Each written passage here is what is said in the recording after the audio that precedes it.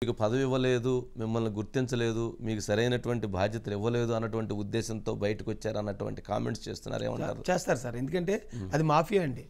దాన్ని ఎవరైనా వ్యతిరేకిస్తే మన క్యారెక్టర్ మీదే బ్యాడ్ చేయడానికి మన మీద తప్పుడు ముద్ర వేస్తారు సార్. ఒకవేళ నిజంగా పదవి ఆశించనుండి అనుకోండి, నేను బయటకు వచ్చింది 2020 అక్టోబర్ 14న బయటకు వచ్చేసాను సార్.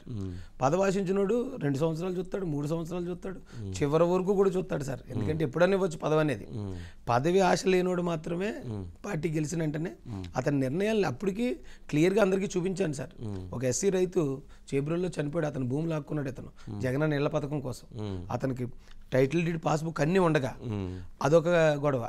ఈ మిషనరీ ఆస్తుల్ని కబ్జా చేయటం, ఇలాంటివన్నీ చూసి అవన్నీ బయటకు చూపించి ఇతను మనకు రివర్స్లో ఉన్నాడు, దళితులకి క్రైస్తవులకి ముస్లింలకి ఇతను శత్రువు ఇతను అని చెప్పి బయటకు రావడం జరిగిందండి. మేము బయటకు వచ్చాక మొత్తం రాష్ట్రానికి అతను శత్రువు అనేది ఈ రోజు రాష్ట్ర ప్రజలందరూ అర్థం చేసుకున్నారు. ఫస్ట్ ఆ తాచుని, ఆ నల్ల త్రాచుని కనిపెట్టింది నేనే అనుకుంటాను. మీరే అనుకుంటారు.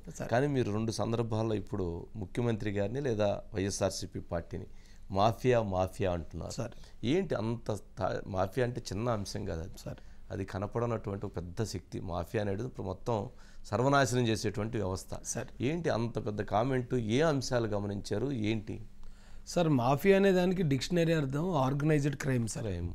అంటే ఎక్కువ మంది క్రిమినల్స్ ఒక చోట కూడుకుని అందరూ ఒకే మోటోతోటి నేరాలు చేస్తూ ఉంటారు.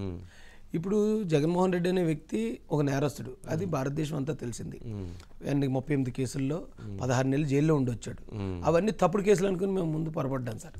ఈయన బయటకు వచ్చిన తర్వాత ఏదైతే వివేకానంద రెడ్డి గారి కేసు, చంద్రబాబు నాయుడు గారు చంపేశారు, నారాసుర రక్త చరిత్ర, అది కూడా మేము నమ్మేశాం సార్. ఎందుకంటే సినిమాల్లో కూడా ఉండదు కదా సార్, సొంత బాబాయిని అలాగే చంపుకుని ఎదుటోళ్ళ మీద నెట్టేయడం అనేది సినిమాల్లో కూడా నమ్మారు. ఆ రోజు మీరు నారాసుర రక్త చరిత్ర, చంద్రబాబు నాయుడు గారు పోయి, లోకేష్ గారు పోయి కత్తి తీసుకుని వీళ్ళిద్దరూ నరికేశారు అనుకున్నాం సార్. గొడ్డలు తీసుకొని నరికారు అనుకున్నారు, కత్తి తీసుకున్నారు, కత్తి అనుకున్నాం సార్. ఎందుకంటే ఆ రోజు జగన్మోహన్ రెడ్డి గారు తర్వాత రోజే గొడ్డలు అని చెప్పారు కదా. అదే రోజు చెప్పాడు సార్ ఆయన. అదే రోజు చెప్పారు. అదే రోజు సాయంత్రం చనిపోయాడని తెల్లవారుజాము 4:30కి తెలిసిపోయింది. హైదరాబాద్ నుంచి అక్కడికి వెళ్ళడానికి సాయంత్రం 6:30 అంటే 12 గంటల జర్నీ నడిచి వెళ్ళినట్టున్నాడండి. సాయంత్రానికి వెళ్ళాడు. వెళ్ళిన వెంటనే ఆ క్రైమ్ సీన్ చూడలేదు, అక్కడ రక్తం మరకలు చూడలేదు, డెడ్ బాడీని చూడలేదు, ఏమి చూడలేదు సార్. కానీ అక్కడ ఏముందో యాజ్ ఇట్ ఈజ్ చెప్పేసాడండి ఆయన. ఇక్కడ గొడ్డలతో నరికారు, ఇక్కడ నరికారు, బెడ్రూమ్లో బాత్రూంలోకి తీసుకెళ్లారు, అక్కడ కమోడ్కి రక్తం పూసారు. మనం చూస్తాం కదా సార్. అది అయితే ప్రత్యక్ష సాక్షి చెప్పగలడండి, నేరస్తుడు చెప్పగలడు, లేదా వీడియో కాల్లో చూసినట్టు చెప్పగలడు. ఈ ముగ్గురు అనుకుంటున్నారు. నేను ఆప్షన్ 3 అనుకుంటున్నాను సార్. వీడియో కాల్లో చూసుంటే తప్ప అంత క్లియర్గా అయితే మాత్రం ఎవరు చెప్పలేము సార్. ఇది వెపన్ కూడా. నేను చాలా మర్డర్లు జరిగినప్పుడు పోరాటానికి వెళ్తుంటాం కదా సార్, అక్కడ పోస్ట్ మార్టం రిపోర్ట్లు చూస్తుంటానండి నేను. పదునైన ఆయుధం, బలమైన ఆయుధం రెండే.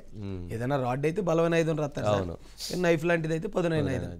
కానీ గొడ్డలి, కత్తి, కొడవలి ఇలాంటిది పెద్ద పెద్ద డాక్టర్లే కనిపెట్టలేరు సార్. కానీ ఈ డాక్టర్ గారు, మా జగన్ సిబిఐ కనిపెట్టడానికి 1 year పట్టింది సార్. సరే, ఓకే రాజేష్. అంటే